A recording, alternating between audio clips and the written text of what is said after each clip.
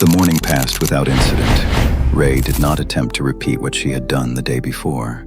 The fall had left a dull fatigue in her muscles, nothing dramatic or visible, yet present in every movement, as a quiet reminder that her body didn't fully belong to her just yet. Rehabilitation was calmer this time. She accepted assistance, not out of submission, but calculation. Now she observed the way her legs responded, the subtle delay between intention and execution, as if she was rediscovering the rules of a language she had once spoken fluently. The physiotherapist did not comment on the change. She simply guided. And for the first time since her arrival, Ray had the sense that effort did not immediately turn into humiliation. Her body was learning, or perhaps remembering. In the afternoon, Alyssa knocked softly on the door to her room. When she entered, she was pushing a discreet cart draped with a light cloth. Ray lifted her gaze. Alyssa seemed to be holding back an unusual kind of excitement. "My lady," she said, with a faintly conspiratorial smile. "the manor has sent a few items for your stay here. Madam Housekeeper asked whether you would like to receive them now or later." Ray remained silent for a moment. Then she gave a slight nod. Alyssa pulled the cloth away. Several elegant boxes were arranged beneath it with almost ceremonial care. "They thought of everything," she murmured, visibly pleased. She opened the first box. A thick throw appeared, a very soft shade of gray, finished with a discreet seam. Alyssa ran her hand over the fabric. "This one is beautiful, and the color will suit you perfectly, my lady. It's exactly your palette." Ray reached out and touched it. The fabric was almost indecently soft, the kind of object one did not simply come across in an ordinary shop.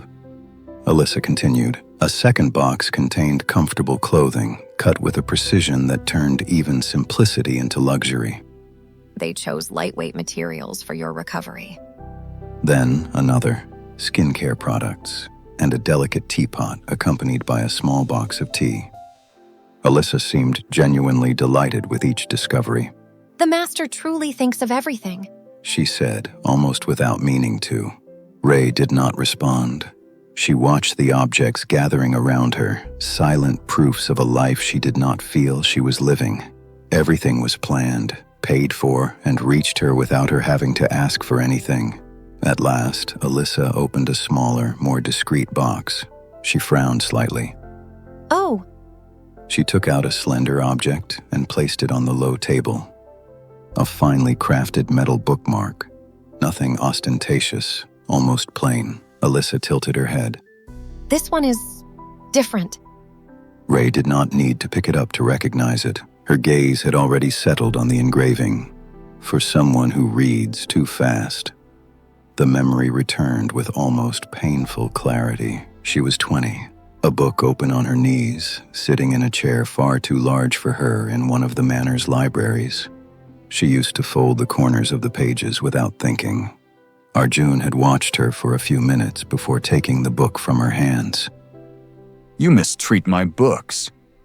She had looked up at him, irritated. "It's not yours." He had raised an eyebrow. "Everything in this room is mine." She had been about to argue, but a few days later, he came back with that bookmark and that engraved sentence. She had accused him of mocking her. He had simply replied that he preferred to preserve the pages.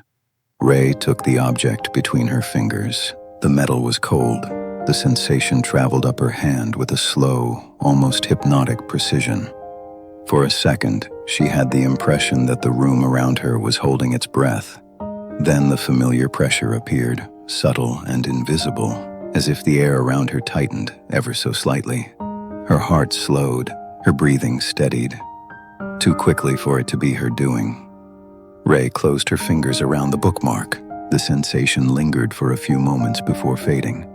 Alyssa continued arranging the boxes, unaware of what had just passed through the room. "The manor truly did a remarkable job," she said with satisfaction.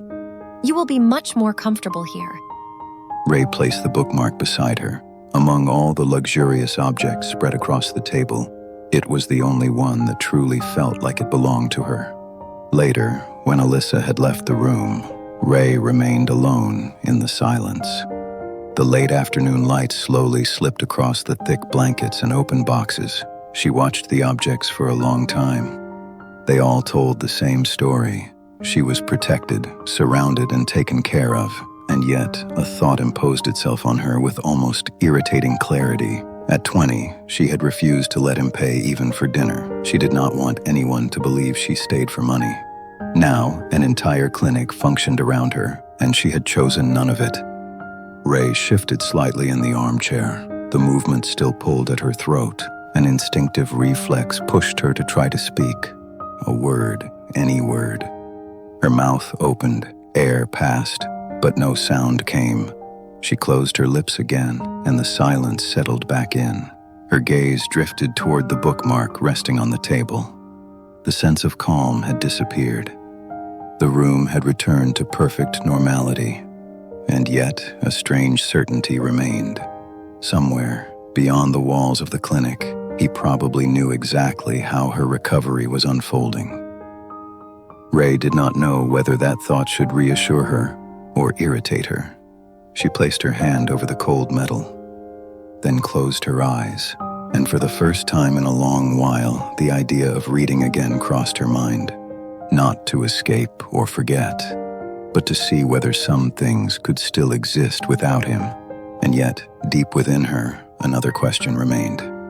If that connection still existed, was it truly possible to keep it at a distance?